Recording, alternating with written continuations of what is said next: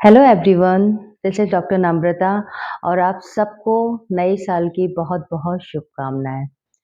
आज का जो वीडियो है वो इस साल के लिए है and this video is a universal actually. कहने का अर्थ ये है कि ज़रूरी नहीं है कि हर गोचर हमें हमेशा ही पॉजिटिव रिजल्ट दे। और वैसे भी ये जो साल है 2025, ठीक है, ये इसका टोटल नंबर आता है 9। अगर हम एस्ट्रोलॉजी के हिसाब से देखें तो 9 number belongs to Guru and numerology के हिसाब से देखें तो 9 नंबर बिलोंग्स टू मार्स। तो ये जो साल होगा ना, ये गुरु और मंगल का दोनों का मिला-जुला साल होगा। एक्चुअल में मंगल जो है, उम, इन्हें ग्रहों का सेनापति कहा जाता है। सूर्य राजा हैं और मंगल सेनापति हैं। तो मंगल का कार्य क्या है? मतलब एग्रेशन एंड फाइटिंग, साहस, निडर। ओके, ये सारा स्वभाव जो है वो मंगल का है।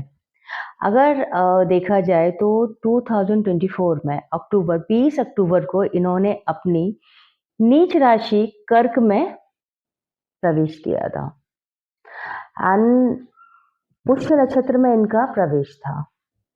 तो वो कहीं न कहीं लोगों को बहुत ज़्यादा प्रॉब्लम हुई है क्योंकि पुष्य नक्षत्र जो है शनि का है, ठीक है? तो कहीं न कहीं शनि से कनेक्शन इनका बनना और प्लस अपनी नीच राशि जो कर्क राशि है, अगर हम तत्वों के हिसाब से देखें तो कर्क क्या है?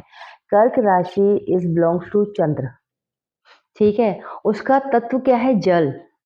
और मंगल क्या है? मंगल इज़ अग्नि, फायर।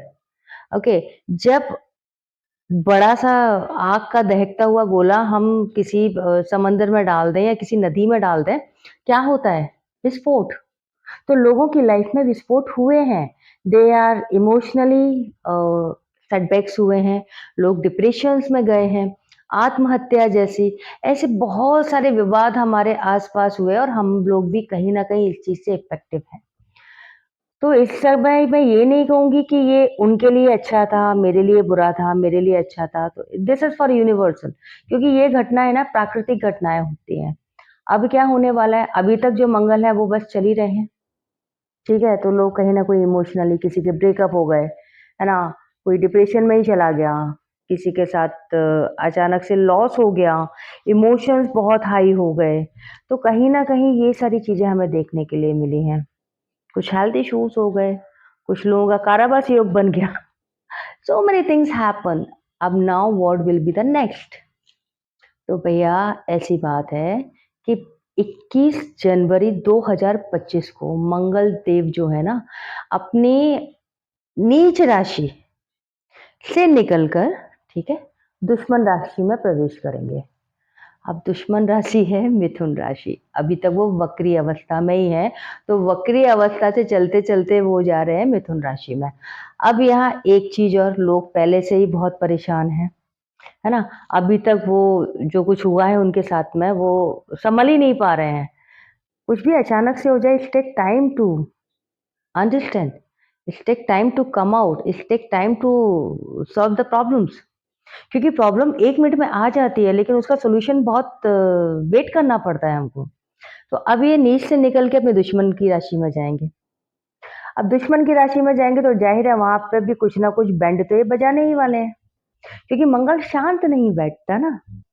अच्छा, अब जैसे मैंने आपको बताया कि मंगल का कार्य क्या है, कि वो आक्रामक हैं, एग्रेशन उनके अंदर है, एंगर है, अग्नि है, ठीक है?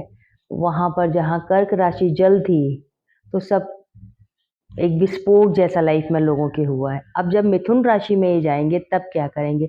मिथुन राशि का तत्व है पृथ्वी, है ना? और अब ये अग्नि है। ये दोनों जब मिलेंगे ना, तो क्या होगा पता है? वायु के जैसे ये फैलते जाएँगे। मतलब लोगों में गुस्सा बढ़ेगा ऑटोमैटिकली।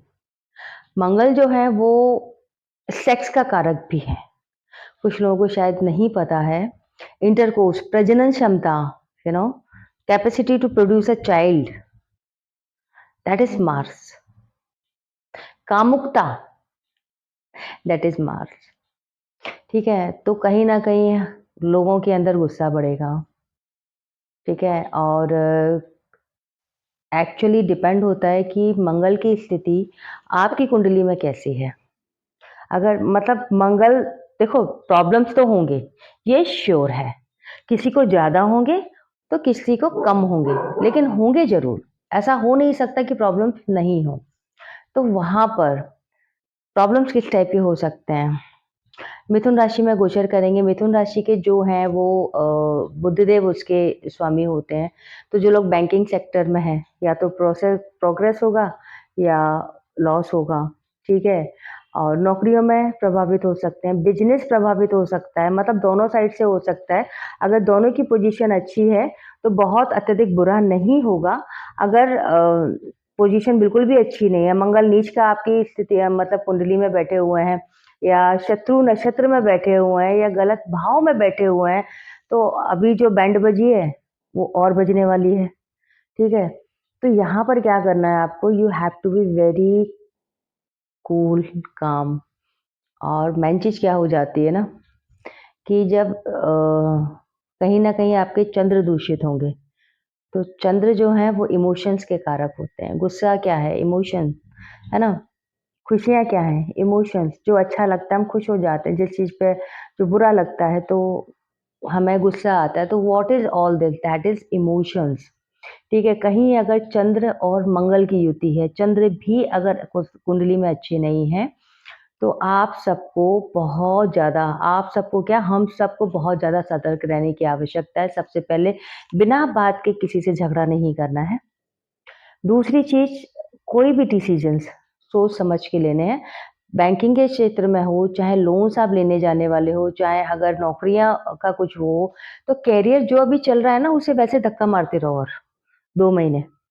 कुछ चेंजेस नहीं करने हैं। You want to change, change after June. क्योंकि क्या होगा, ये वक्री अवस्था में अभी चल रहे हैं, और फिर अप्रैल में कहीं जाके, ठीक है, आई थिंक ये 45 डेज़ रहने वाले हैं। 25 जनवरी को जब इनका गोचर हो जाएगा, मिथुन राशि में 45 डेज़ होंगे, तो अप्रॉक्सिमेटली पौने मतलब डेढ़ महीने के बाद, हाँ, राइट, डेढ़ महीने के बाद जब ये वापस कर्क में आएँगे, ठीक है? आप समझिए इनका कैसे इनका अभी जो चाल है वो कितनी आड़ी-टेढ़ी चल रहे हैं ये। फिर से कर्क में लौटेंगे, कर्क के बाद कर्क में अपना समय बिताएँगे डेढ़ महीना, तो अप्रॉक्सिमेटली 3 महीने मोटा अगर हम देख लें, तो ये 3 महीने यही सब करने वाले हैं, और 3 महीने ना अच्छी खासी बैंड बजने वाली है, इंसानों की भी बजेगी और प्राकृतिक आपदाएँ भी होती रहेंगी। तो we have to be very careful. समझ में नहीं आता, ठीक है? आप ये समझिए कि 2025 में ऑलमोस्ट जो आधा साल है जून तक, है ना? वो ऐसे ही जाने वाला है। कुछ ना कुछ इश्यूज़ अचानक से हो जाना, मैं ये नहीं कहती सबके साथ होगा। होगा तो ख़ैर सभी के साथ, किसी के साथ ज़्यादा होगा तो किसी के साथ कम होगा। फिर कहीं जाके ये जून में जब सिंह राशि में जाएँगे, सूर्य की राशि में जाएँगे, तब कहीं जाके ना इनका जो टाइम है, मतलब जो इनके रिजल्ट्स होंगे वो पॉज़िटिव होंगे, और उसके बाद जो 2025 सिंह राशि में व्हेन इट विल एंटर, तो इनका जो प्रभाव है वो बहुत अच्छा होगा। बिज़नेस के तौर पर, रिलेशंस के तौर पर, गवर्नमेंट से सारी चीज़ें हो बनने के हिसाब से, that will be very good. जो हम इन 4-5 महीनों में खोएँगे, या 6 महीनों में जो हमारा लॉस होगा, वो उसके बाद कवर होना शुरू होगा। तो यहाँ मेरी आप सब लोगों से इस वीडियो को बनाने का मैं मतलब इंटेंशन ही यही है कि भई अभी हमें और सतर्क होके चलना है। ध्यान रहे कि कुछ भी ऐसा नहीं करना, बिकॉज़ आने वाले टाइम में बलात्कार जैसी सेक्सुअल, ठीक है, मॉलेस्टेशंस और losses, heavy loss in a share market, such kind of जो है वो घटनाएँ हमारे सामने आने वाली हैं।